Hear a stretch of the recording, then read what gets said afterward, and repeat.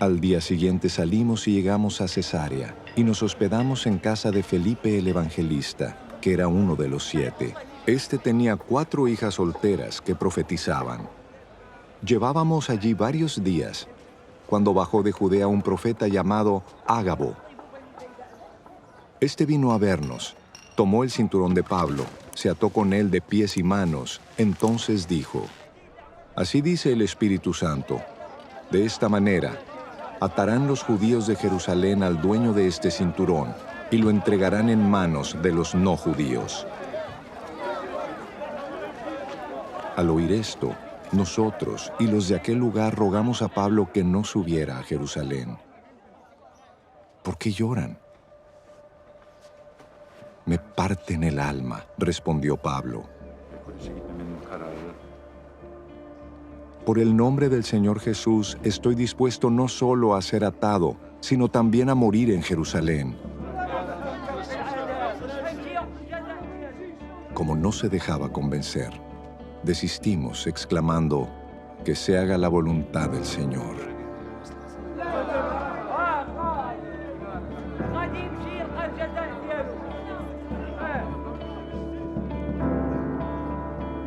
Después de esto, acabamos los preparativos y subimos a Jerusalén. Algunos de los discípulos de Cesarea nos acompañaron y nos llevaron a la casa de Mnasón, donde íbamos a alojarnos.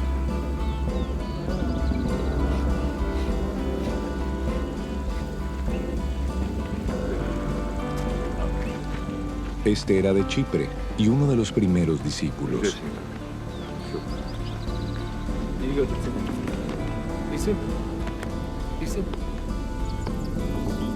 Cuando llegamos a Jerusalén, los creyentes nos recibieron calurosamente.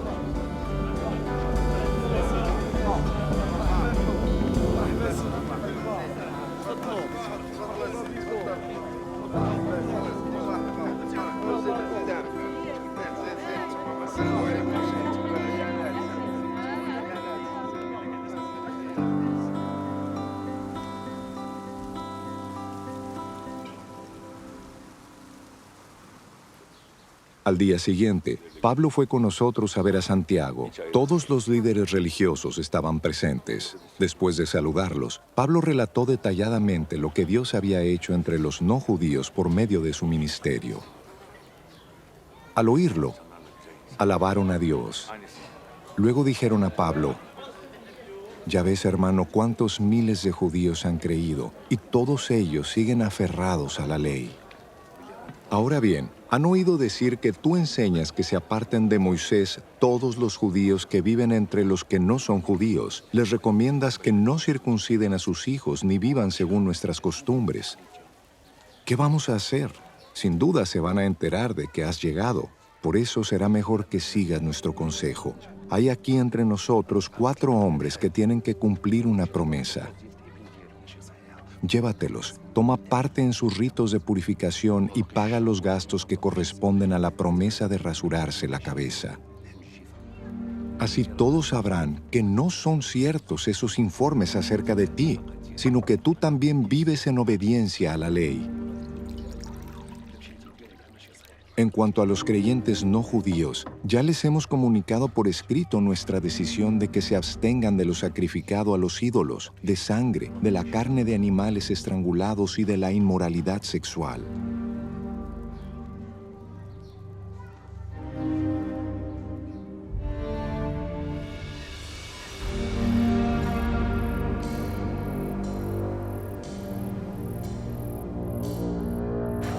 Al día siguiente, Pablo se llevó a los hombres y se purificó con ellos. Luego entró en el templo para dar aviso de la fecha en que vencería el plazo de la purificación y se haría la ofrenda por cada uno de ellos. Cuando estaban a punto de cumplirse los 7 días, unos judíos de la provincia de Asia vieron a Pablo en el templo. Alborotaron a toda la multitud y le echaron mano, gritando: «Israelitas, ayúdenos, este es el individuo que anda por todas partes enseñando a toda la gente contra nuestro pueblo, nuestra ley y este lugar. Además, hasta ha metido a unos hombres que no son judíos en el templo y ha profanado este lugar santo». Ya antes habían visto en la ciudad a Trófimo el Efesio en compañía de Pablo y suponían que Pablo lo había metido en el templo. Toda la ciudad se alborotó. La gente se precipitó en masa, agarró a Pablo y lo sacó del templo a rastras e inmediatamente se cerraron las puertas. Estaban por matarlo cuando se le informó al comandante del batallón romano que toda la ciudad de Jerusalén estaba amotinada. Enseguida tomó algunos centuriones con sus tropas y bajó corriendo hacia la multitud. Al ver al comandante y a sus soldados, los amotinados dejaron de golpear a Pablo. El comandante se abrió paso, lo arrestó y ordenó que lo sujetaran con 2 cadenas.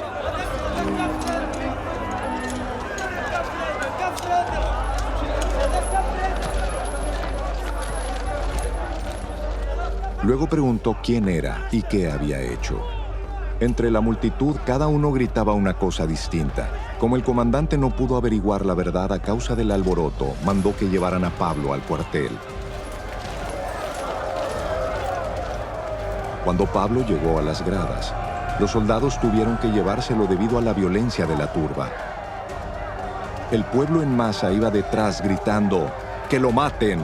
Cuando los soldados estaban a punto de meterlo en el cuartel, Pablo preguntó al comandante: ¿me permite decirle algo? ¿Hablas griego?, respondió el comandante. ¿No eres el egipcio que hace algún tiempo provocó una rebelión y llevó al desierto a 4,000 guerrilleros? No, yo soy judío, natural de Tarso, una ciudad muy importante de Cilicia, le respondió Pablo. Por favor, permítame hablarle al pueblo. Con el permiso del comandante, Pablo se puso de pie en las gradas e hizo una señal con la mano a la multitud. Cuando todos guardaron silencio, dijo en hebreo: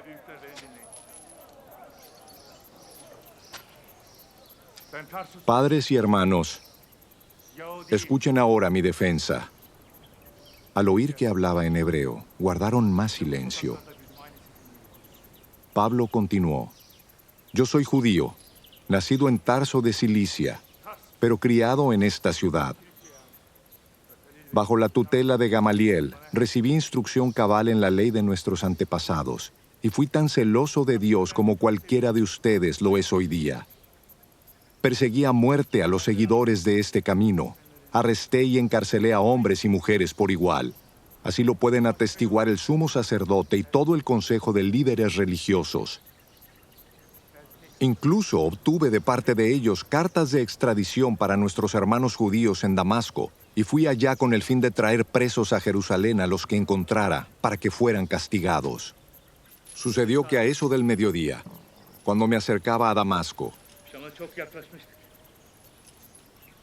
una intensa luz del cielo relampagueó de repente a mi alrededor. Caí al suelo y oí una voz que me decía: «Saulo, Saulo, ¿por qué me persigues?» «¿Quién eres, Señor?», pregunté. «Yo soy Jesús de Nazaret, a quien tú persigues», me contestó él.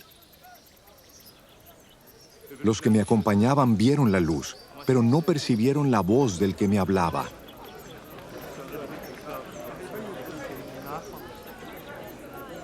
«¿Qué debo hacer, Señor?», le pregunté.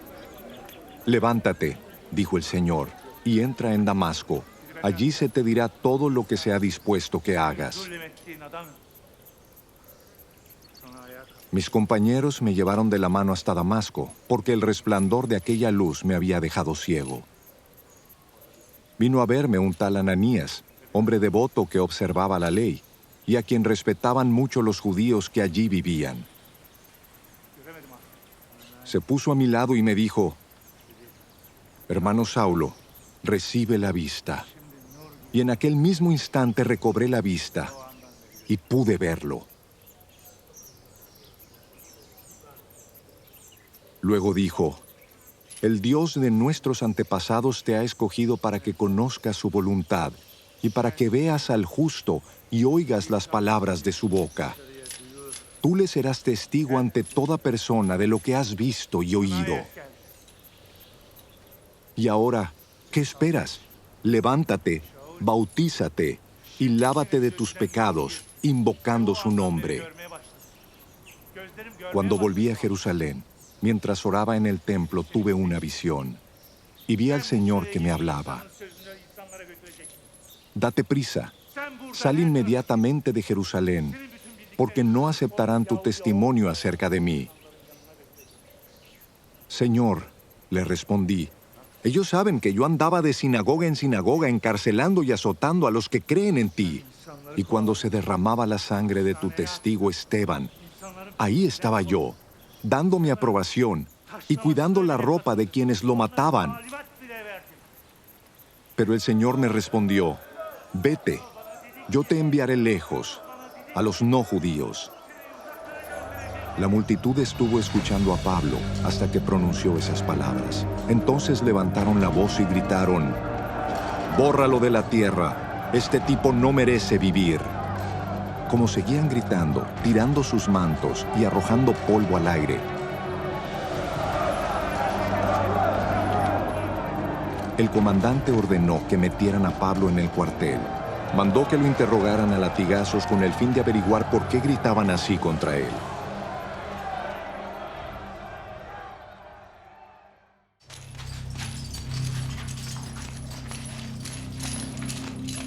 Cuando lo estaban sujetando con correas para azotarlo, Pablo dijo al centurión que estaba allí, ¿permite la ley que ustedes azoten a un ciudadano romano antes de ser juzgado? Al oír esto, el centurión fue y avisó al comandante. ¿Qué va a hacer usted? Resulta que ese hombre es ciudadano romano.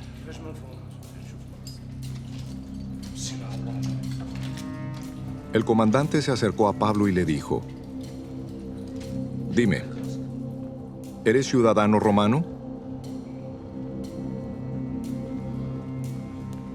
Sí, lo soy. A mí me costó una fortuna adquirir mi ciudadanía, dijo el comandante. Pues yo la tengo de nacimiento, respondió Pablo. Los que iban a interrogarlo se retiraron enseguida. Al darse cuenta de que Pablo era ciudadano romano, el comandante mismo se asustó de haberlo encadenado.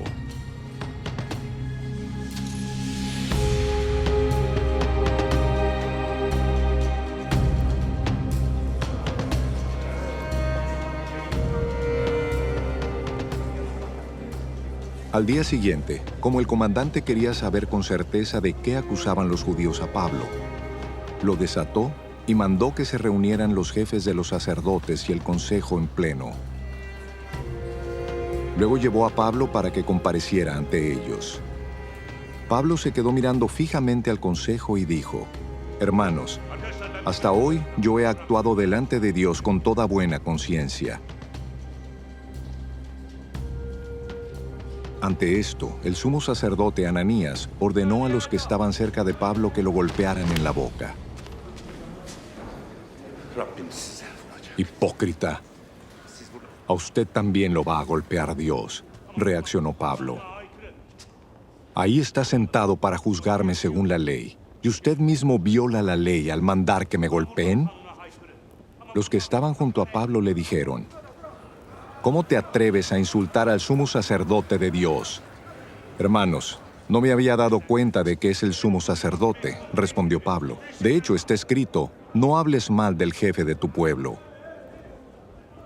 Pablo, sabiendo que unos de ellos eran saduceos y los demás fariseos, exclamó en el consejo, hermanos, yo soy fariseo de pura cepa. Me están juzgando porque he puesto mi esperanza en la resurrección de los muertos.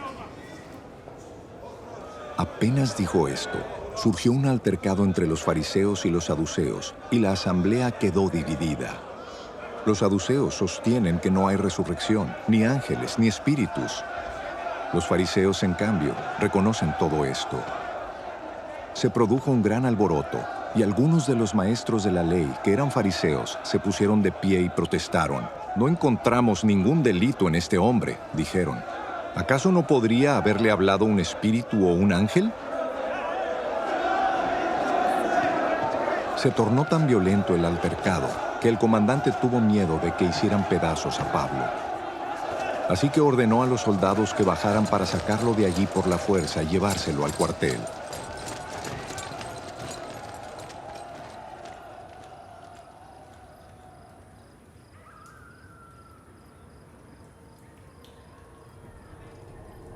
A la noche siguiente, el Señor se apareció a Pablo y le dijo: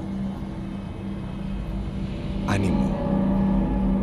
Así como has dado testimonio de mí en Jerusalén, es necesario que lo des también en Roma».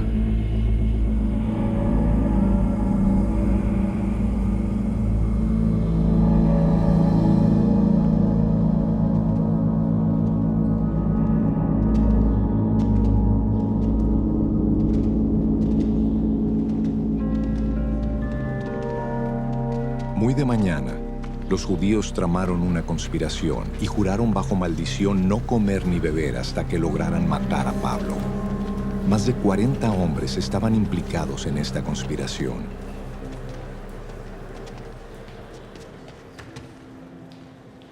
Se presentaron ante los jefes de los sacerdotes y los líderes religiosos y dijeron: «Nosotros hemos jurado bajo maldición no comer nada hasta que logremos matar a Pablo.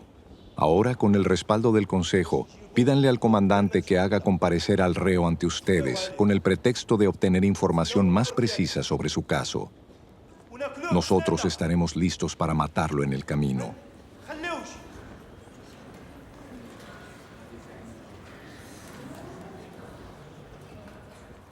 Pero cuando el hijo de la hermana de Pablo se enteró de esta emboscada, entró en el cuartel y avisó a Pablo.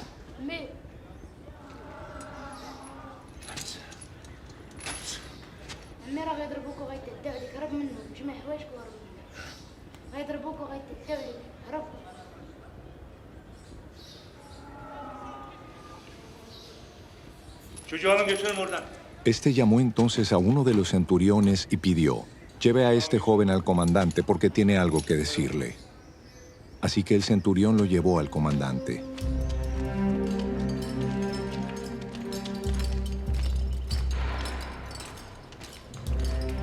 Y dijo: «El preso Pablo me llamó y me pidió que trajera a este joven porque tiene algo que decirle».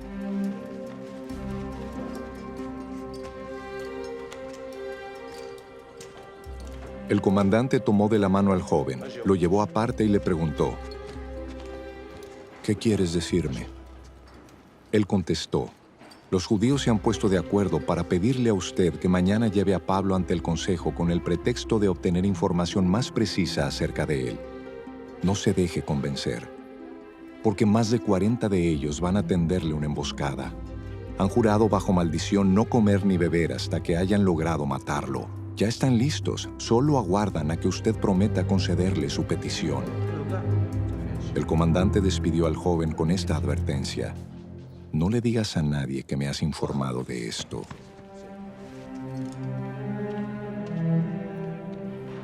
Entonces el comandante llamó a 2 de sus centuriones y ordenó: «Alisten un destacamento de 200 soldados de infantería, 70 de caballería y 200 lanceros para que vayan a Cesarea esta noche a las 9 y preparen cabalgaduras para llevar a Pablo sano y salvo al gobernador Félix».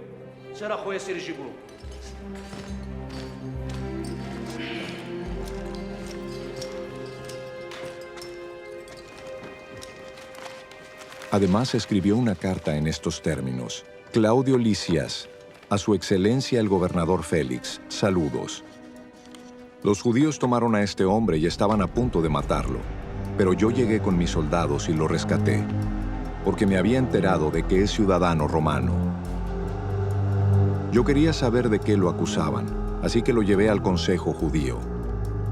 Descubrí que lo acusaban de algunas cuestiones de su ley, pero no había contra él cargo alguno que mereciera la muerte o la cárcel.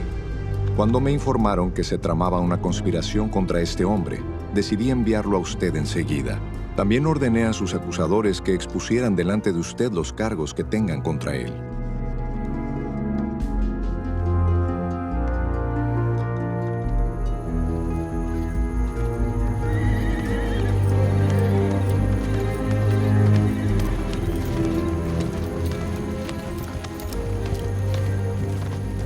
Así que los soldados, según se les había ordenado, tomaron a Pablo y lo llevaron de noche hasta Antípatris.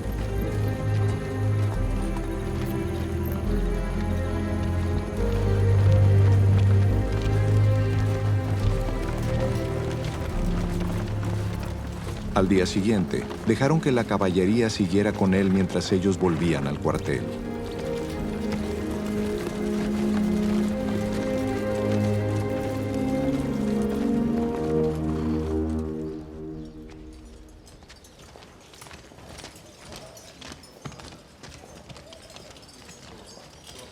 Cuando la caballería llegó a Cesarea, entregaron la carta al gobernador y le presentaron también a Pablo. Félix leyó la carta y preguntó de qué provincia era. Al enterarse de que Pablo era de Cilicia, le dijo: «Te daré audiencia cuando lleguen tus acusadores». Y ordenó que lo dejaran bajo custodia en el palacio de Herodes.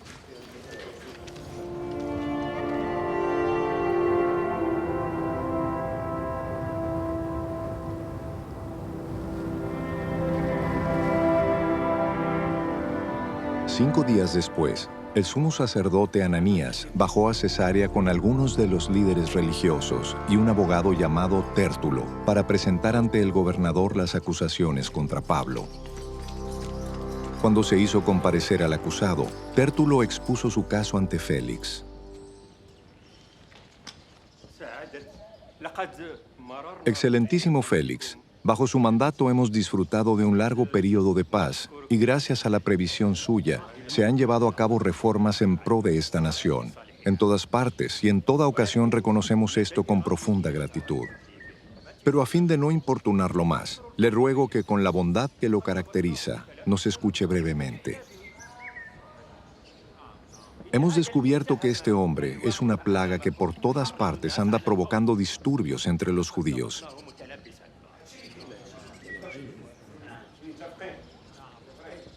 Es jefe de la secta de los nazarenos. Incluso trató de profanar el templo. Por eso lo prendimos. Usted mismo, al interrogarlo, podrá cerciorarse de la verdad de todas las acusaciones contra él. Los judíos corroboraron la acusación al afirmar que todo esto era cierto. Cuando el gobernador le concedió la palabra con un gesto, Pablo respondió: «Sé que desde hace muchos años usted ha sido juez de esta nación, así que de buena gana presento mi defensa. Usted puede comprobar fácilmente que no hace más de 12 días que subí a Jerusalén para adorar. Mis acusadores no me encontraron discutiendo con nadie en el templo, ni promoviendo motines entre la gente en las sinagogas, ni en ninguna otra parte de la ciudad. Tampoco pueden probarle a usted las cosas de que ahora me acusan. Sin embargo, esto sí confieso, que adoro al Dios de nuestros antepasados siguiendo este camino que mis acusadores llaman secta, pues estoy de acuerdo con todo lo que enseña la ley. Y creo lo que está escrito en los profetas.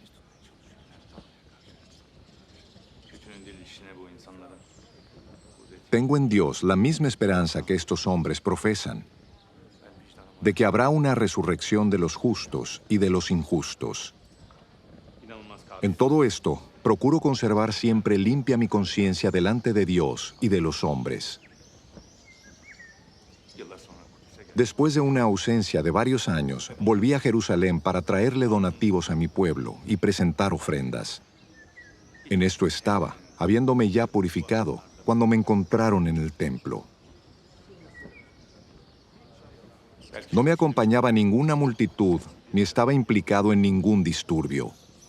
Los que me vieron eran algunos judíos de la provincia de Asia, y son ellos los que deberían estar delante de usted para formular sus acusaciones si es que tienen algo contra mí. De otro modo, estos que están aquí deberían declarar qué delito hallaron en mí cuando comparecí ante el consejo. a no ser lo que exclamé en presencia de ellos. Es por la resurrección de los muertos, por lo que hoy estoy siendo juzgado delante de ustedes. Entonces Félix, que estaba bien informado del camino, suspendió la sesión. Cuando venga el comandante Lisías, decidiré su caso, dijo.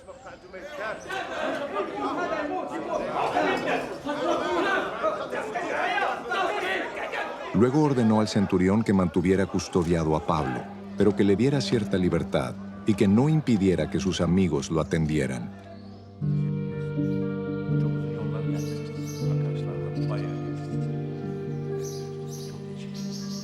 Algunos días después llegó Félix con su esposa Drusila, que era judía. Mandó llamar a Pablo y lo escuchó hablar acerca de la fe en Cristo Jesús.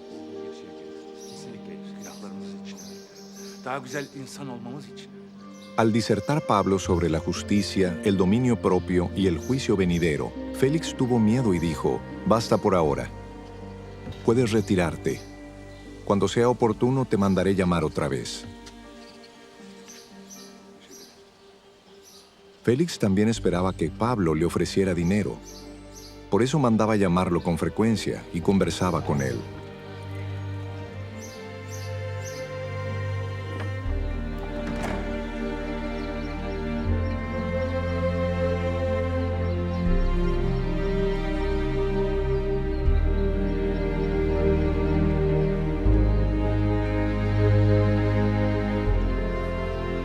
Transcurridos 2 años, Félix tuvo como sucesor a Porcio Festo.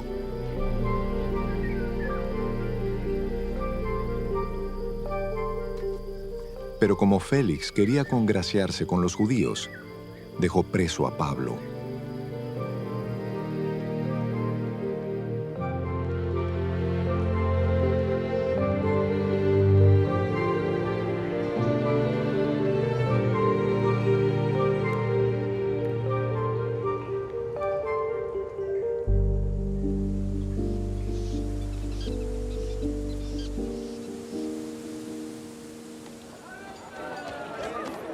Tres días después de llegar a la provincia, Festo subió de Cesarea a Jerusalén.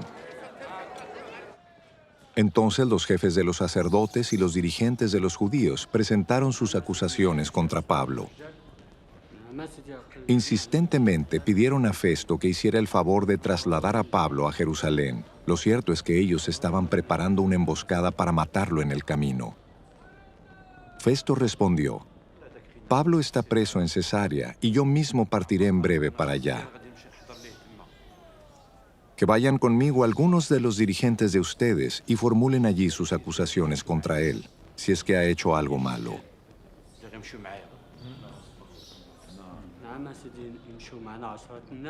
Después de pasar entre los judíos unos 8 o 10 días, Festo bajó a Cesarea.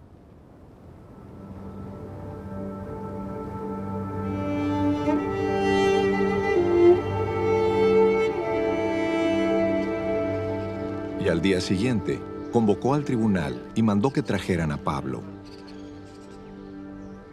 Cuando éste se presentó, los judíos que habían bajado de Jerusalén lo rodearon, formulando contra él muchas acusaciones graves que no podían probar.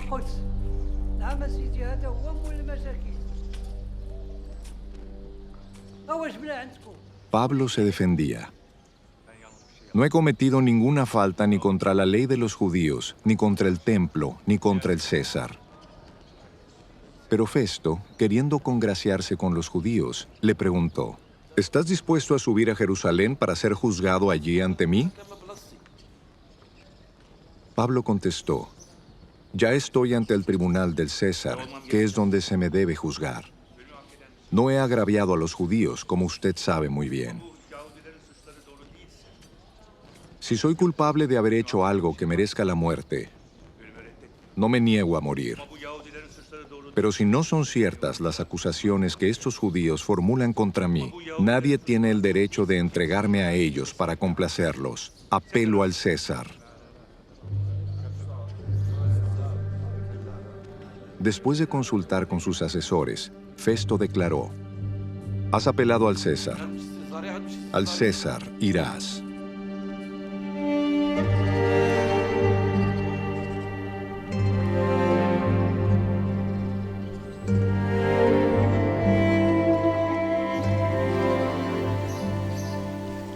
Pasados algunos días, el rey Agripa y Berenice llegaron a Cesarea para saludar a Festo. Como se entretuvieron allí varios días, Festo presentó al rey el caso de Pablo.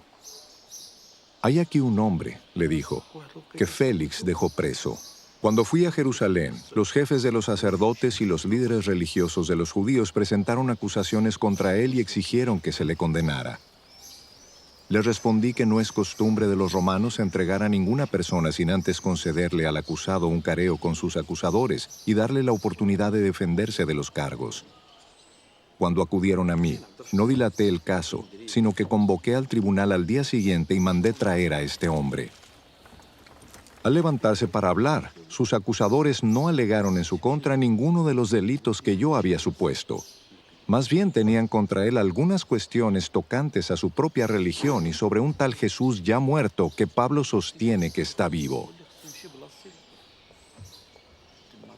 Yo no sabía cómo investigar tales cuestiones, así que le pregunté si estaba dispuesto a ir a Jerusalén para ser juzgado allí con respecto a esos cargos. Pero como Pablo apeló para que se le reservara el fallo al emperador, ordené que quedara detenido hasta ser remitido al César. «A mí también me gustaría oír a ese hombre», dijo Agripa a Festo. «Pues mañana mismo lo oirá usted», contestó Festo.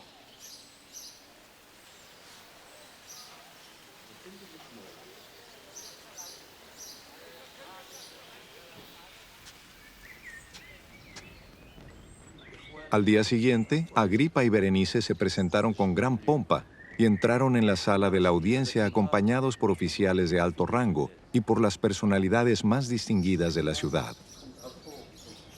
Festo mandó que trajeran a Pablo.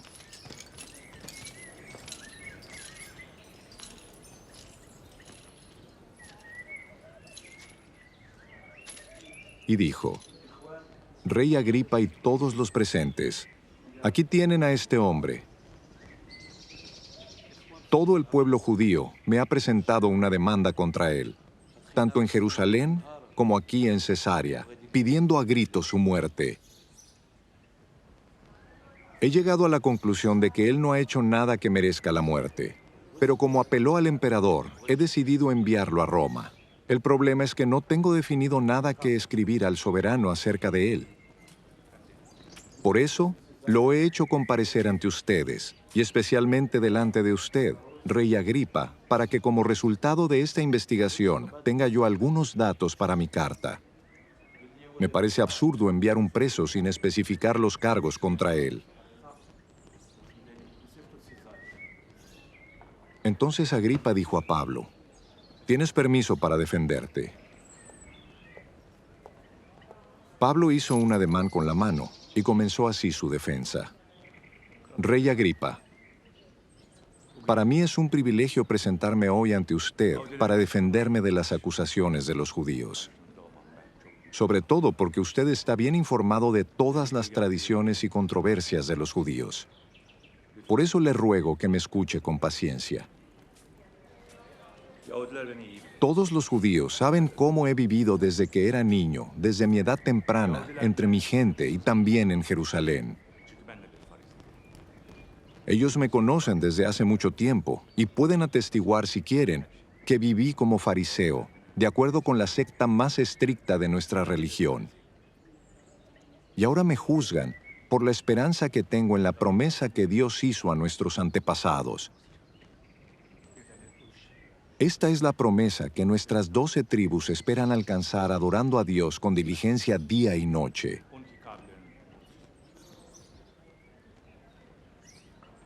Es por esta esperanza, oh Rey, por lo que me acusan los judíos. ¿Por qué consideran ustedes increíble que Dios resucite a los muertos? Pues bien, yo mismo estaba convencido de que debía hacer todo lo posible por combatir el nombre de Jesús de Nazaret. Eso es precisamente lo que hice en Jerusalén.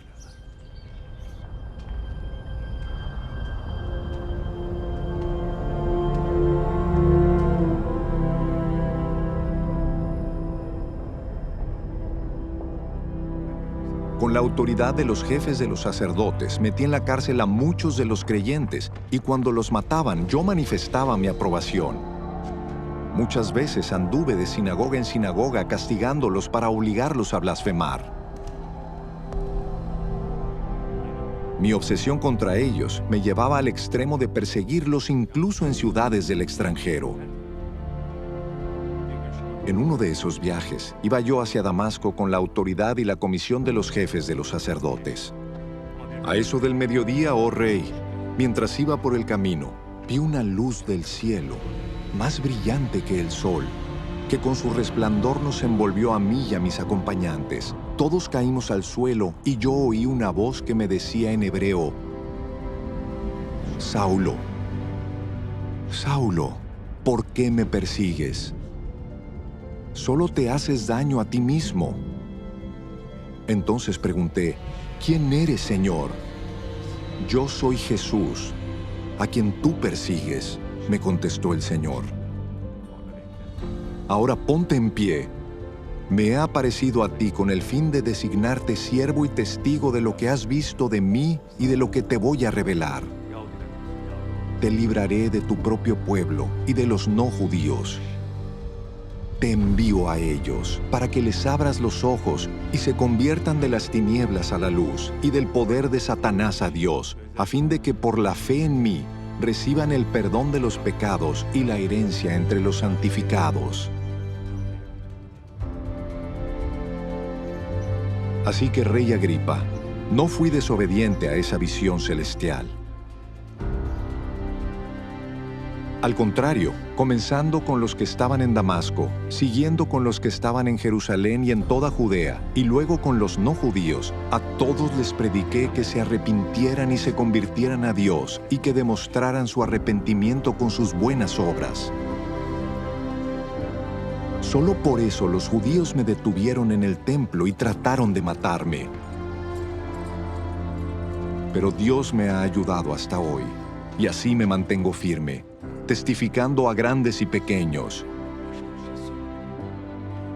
No he dicho sino lo que los profetas y Moisés ya dijeron que sucedería, que el Cristo padecería y que siendo el primero en resucitar, proclamaría la luz a su propio pueblo y a los no judíos. Al llegar Pablo a este punto de su defensa, Festo interrumpió. «¿Estás loco, Pablo?», le gritó. «El mucho estudio te ha hecho perder la cabeza». «No estoy loco, excelentísimo Festo», contestó Pablo. «Lo que digo es cierto y sensato. El rey está familiarizado con estas cosas, y por eso hablo ante él con tanto atrevimiento. Estoy convencido de que nada de esto ignora, porque no sucedió en un rincón. Rey Agripa, ¿cree usted en los profetas? A mí me consta que sí. Un poco más y me convences de hacerme cristiano, dijo Agripa. Pablo respondió: sea por poco o por mucho, pido a Dios que no solo usted, sino también todos los que me están escuchando hoy lleguen a ser como yo, aunque sin estas cadenas.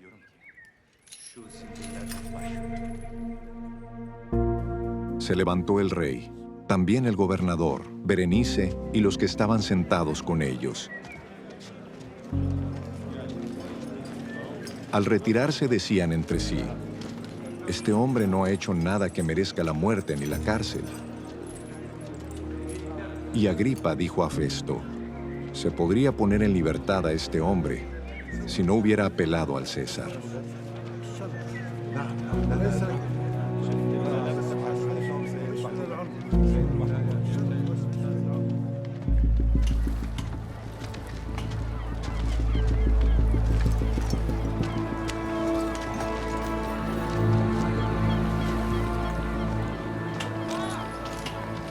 Cuando se decidió que navegáramos rumbo a Italia, entregaron a Pablo y a algunos otros presos a un centurión llamado Julio, quien pertenecía al batallón imperial. subimos a bordo de un barco con matrícula de Adramitio, que estaba a punto de zarpar hacia los puertos de la provincia de Asia, y nos hicimos a la mar.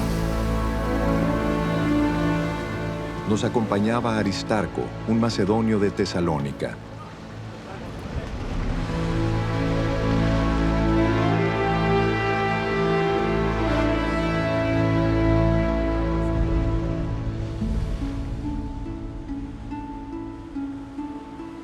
Al día siguiente hicimos escala en Sidón, y Julio, con mucha amabilidad, permitió a Pablo visitar a sus amigos para que lo atendieran.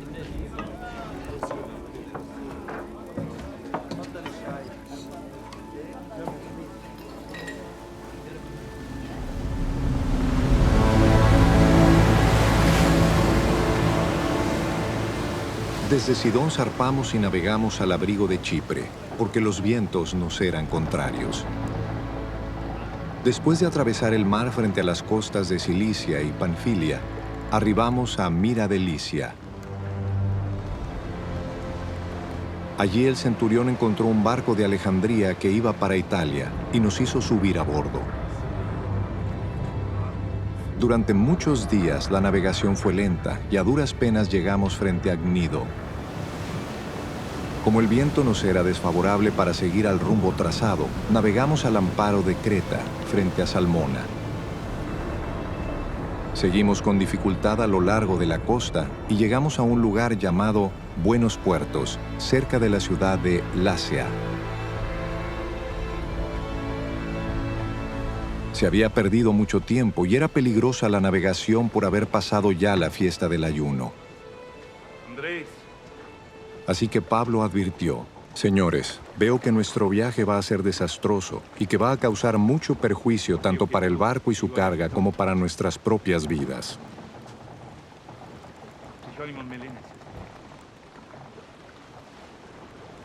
Pero el centurión, en vez de hacerle caso, siguió el consejo del timonel y del dueño del barco. Como el puerto no era adecuado para invernar, la mayoría decidió que debíamos seguir adelante, con la esperanza de llegar a Fenice, puerto de Creta que da al suroeste y al noroeste, y pasar allí el invierno.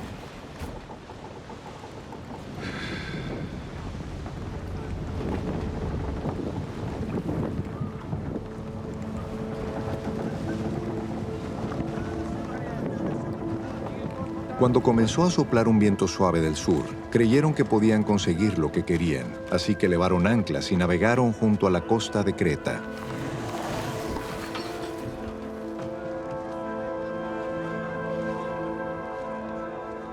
Poco después se nos vino encima un viento huracanado llamado nordeste, que venía desde la isla.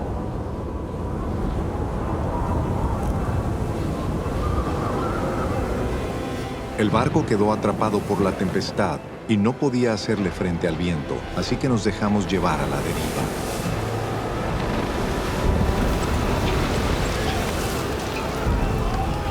Mientras pasábamos al abrigo de un islote llamado Cauda, a duras penas pudimos sujetar el bote salvavidas.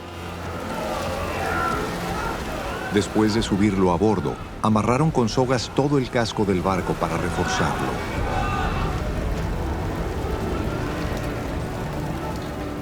Temiendo que fueran a encallar en los bancos de arena de la Sirte, echaron el ancla flotante y dejaron el barco a la deriva.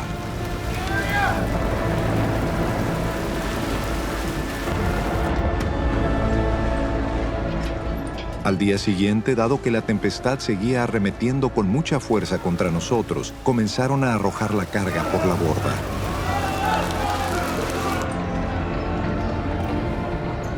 Al tercer día, con sus propias manos, arrojaron al mar los aparejos del barco.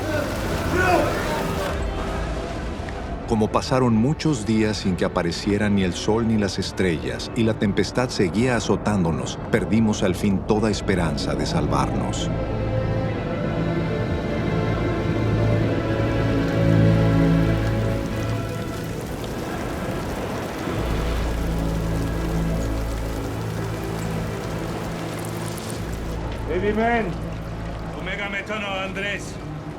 Llevábamos ya mucho tiempo sin comer, así que Pablo se puso en medio de todos y dijo: «Señores, Debían haber seguido mi consejo y no haber zarpado de Creta. Así se habrían ahorrado este perjuicio y esta pérdida. Pero ahora los exhorto a cobrar ánimo, porque ninguno de ustedes perderá la vida, solo se perderá el barco.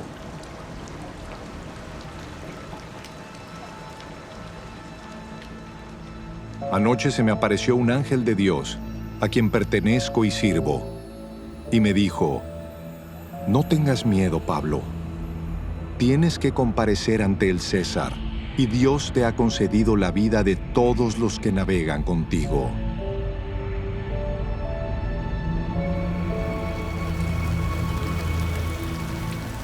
Así que ánimo, señores.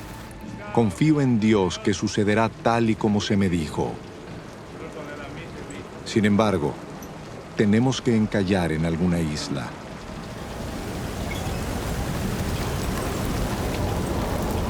Ya habíamos pasado 14 noches a la deriva por el mar Adriático, cuando a eso de la medianoche, los marineros presintieron que se aproximaban a tierra. Echaron la sonda y encontraron que el agua tenía unos 37 metros de profundidad. Más adelante volvieron a echar la sonda y encontraron que tenía cerca de 27 metros de profundidad. Temiendo que fuéramos a estrellarnos contra las rocas, echaron 4 anclas por la popa y se pusieron a rogar que amaneciera. En un intento por escapar del barco, los marineros comenzaron a bajar el bote salvavidas al mar con el pretexto de que iban a echar algunas anclas desde la proa. Pero Pablo advirtió al centurión y a los soldados: si esos no se quedan en el barco, no podrán salvarse ustedes. Así que los soldados cortaron las amarras del bote salvavidas y lo dejaron caer al agua.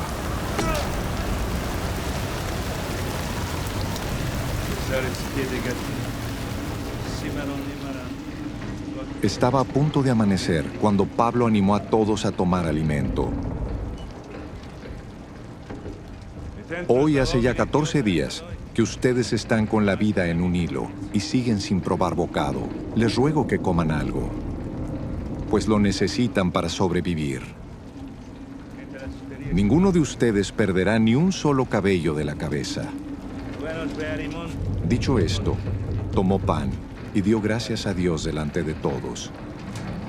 Luego lo partió y comenzó a comer. Todos se animaron y también comieron. Éramos en total 276 personas en el barco.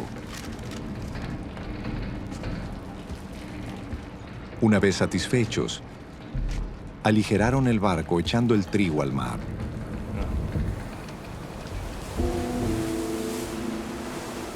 Cuando amaneció, no reconocieron la tierra, pero vieron una bahía que tenía playa, donde decidieron encallar el barco a como diera lugar. Cortaron las anclas y las dejaron caer en el mar, desatando a la vez las amarras de los timones. Luego izaron a favor del viento la vela de proa y se dirigieron a la playa. Pero el barco fue a dar en un banco de arena y encalló. La proa se encajó en el fondo y quedó varada, mientras la popa se hacía pedazos al embate de las olas. Los soldados pensaron matar a los presos para que ninguno escapara a nado. Pero el centurión quería salvarle la vida a Pablo y les impidió llevar a cabo el plan. Dio orden de que los que pudieran nadar saltaran primero por la borda para llegar a tierra, y de que los demás salieran valiéndose de tablas o de restos del barco. De esta manera, todos llegamos sanos y salvos a tierra.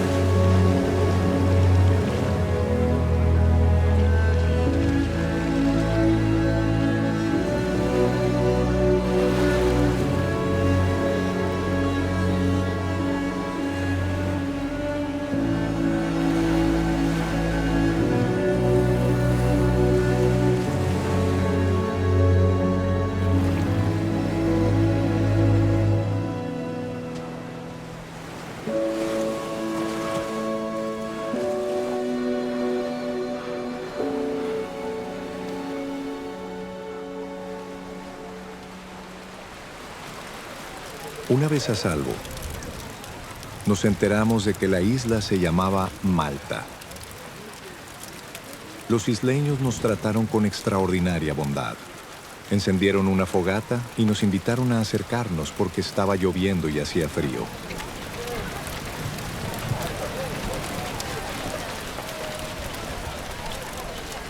Sucedió que Pablo recogió un montón de leña y la estaba echando al fuego, cuando una víbora que huía del calor se le prendió en la mano.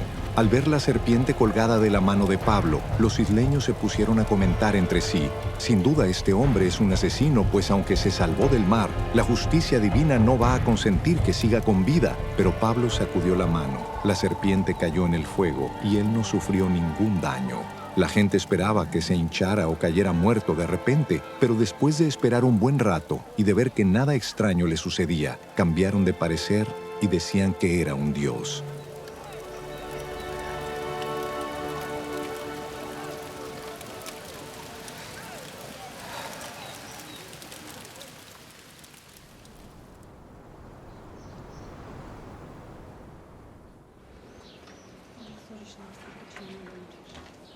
Cerca de allí había una finca que pertenecía a Publio, el funcionario principal de la isla.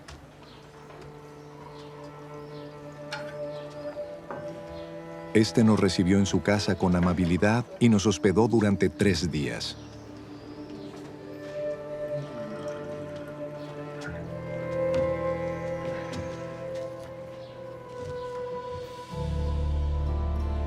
El padre de Publio estaba en cama, enfermo con fiebre y disentería.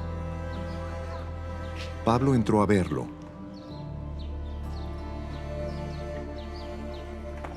Y después de orar, le impuso las manos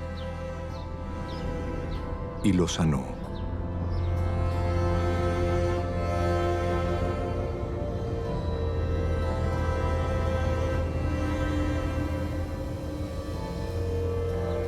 Como consecuencia de esto, los demás enfermos de la isla también acudían y eran sanados. Nos colmaron de muchas atenciones y nos proveyeron de todo lo necesario para el viaje.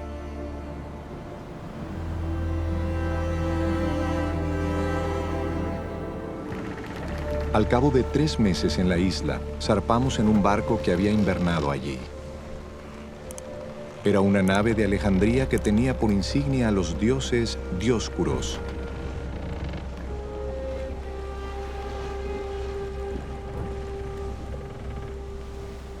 Hicimos escala en Siracusa, donde nos quedamos 3 días. Desde allí navegamos bordeando la costa y llegamos a Regio.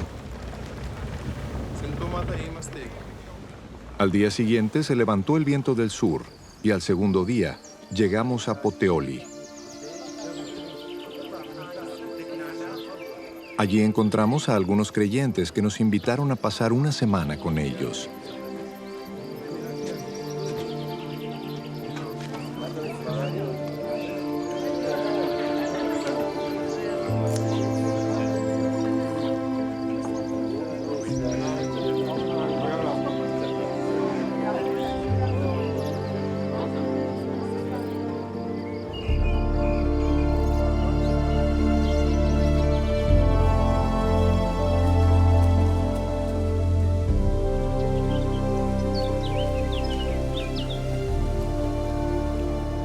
Y por fin llegamos a Roma.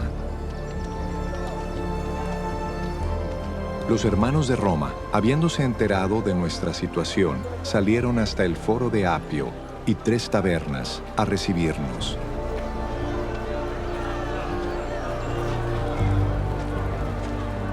Al verlos, Pablo dio gracias a Dios y cobró ánimo. Cuando llegamos a Roma, a Pablo se le permitió tener su domicilio particular con un soldado que lo custodiara.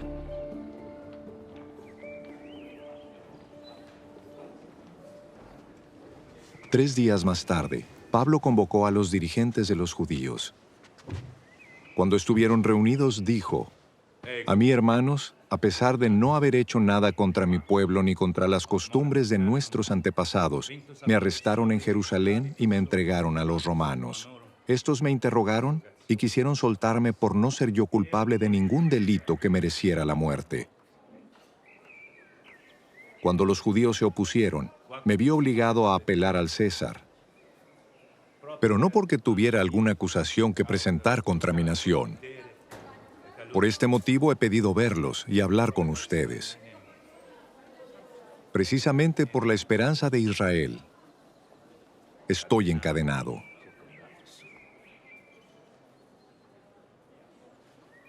Nosotros no hemos recibido ninguna carta de Judea que tenga que ver contigo, contestaron ellos. Ni ha llegado ninguno de los hermanos de allá con malos informes o que haya hablado mal de ti. Pero queremos oír tu punto de vista, porque lo único que sabemos es que en todas partes se habla en contra de esta secta.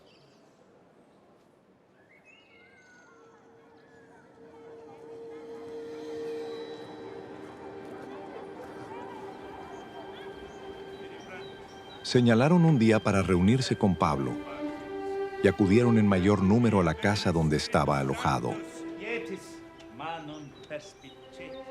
Desde la mañana hasta la tarde, estuvo explicándoles y testificándoles acerca del reino de Dios y tratando de convencerlos respecto a Jesús, partiendo de la ley de Moisés y de los profetas.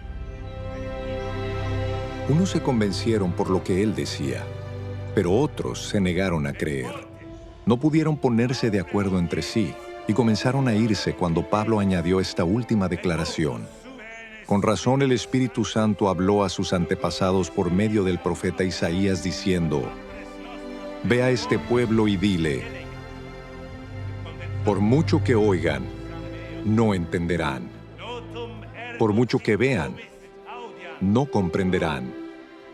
Porque el corazón de este pueblo se ha vuelto insensible. Se les han tapado los oídos y se les han cerrado los ojos.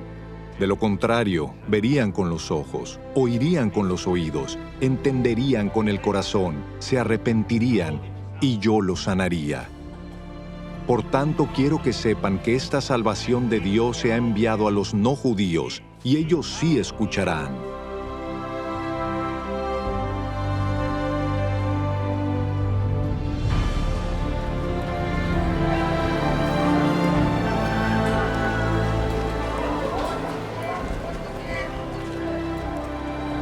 Durante 2 años completos, permaneció Pablo en la casa que tenía alquilada y recibía a todos los que iban a verlo. Predicaba el reino de Dios y enseñaba acerca del Señor Jesucristo sin impedimento y sin temor alguno.